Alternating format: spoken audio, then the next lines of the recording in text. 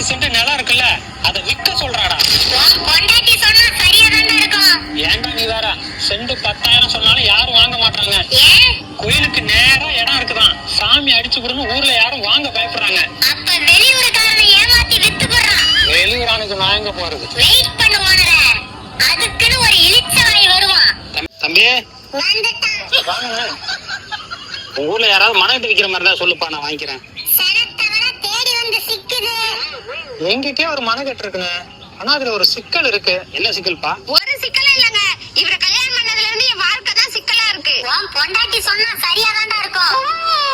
Rate என்னம்மா? ஊர்ல send 1 லட்சம் போதுங்க. நீங்க இவர் ஃப்ரெண்டுங்கறதால 50,000 ரூபாய்க்கு தரேன். இவன் என் ஃப்ரெண்ட் எல்லாம் இல்லம்மா. அப்ப சென்ட் 1 லட்சம் இல்லம்மா, இவன் தான் என் உயிர் ஃப்ரெண்டு.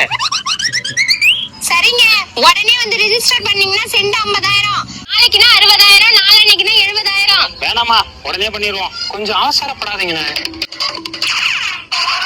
சீக்கிரம் வாங்க, நல்ல நேரம் முடிய போகுது. தம்பி நீ வரலையா? அவர் எதுக்கு, நீங்க வாங்க. பொண்டாட்டி சொன்னா சரியாதான்டா இருக்கும். சிரிப்பு பிஞ்சிரும். இடம் ஏன் பேர்ல இருக்கு, நான் தான்டா போய் ஆகணும். இருந்தாலும் பொண்டாட்டி சொன்னா.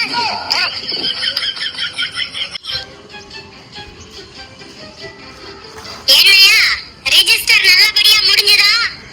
குறி வச்சா எற விழணும். ஐயோ, எருமை மாடு குழியில விழுந்துச்சுடா. எப்படியோ வெளியூரான ஏமாத்தி வித்தாச்சு.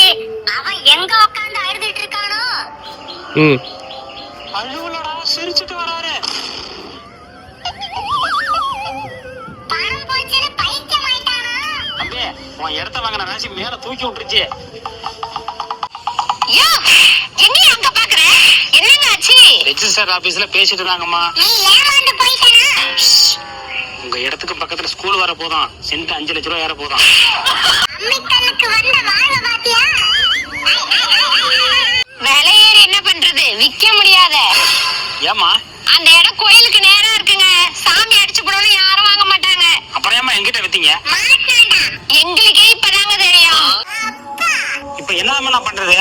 சென்ட் 1 லட்சம் ரூபான்னு நானே வாங்கிக்கிறேன். லூசாடி நீ? பொண்டாட்டி சொன்னா சரியாதான்டா இருக்கும். உன்னை பொழந்து விடுவேன். அதான் ஒண்ணு வேணாண்டி. தம்பி, உன் பொண்டாட்டி சொன்னா.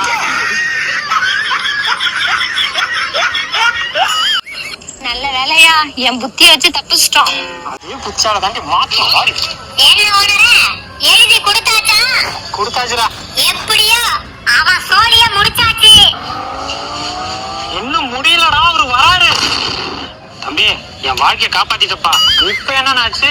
உன் இடத்துக்கு பக்கத்துல ஸ்கூல் வர போதில்ல, அதுக்கு ரோடு வேணுமா, அதனால அரசாங்கம் உன் இடத்த எடுத்துக்க போதான். அதை சொல்லதான்ப்பா வந்தேன்.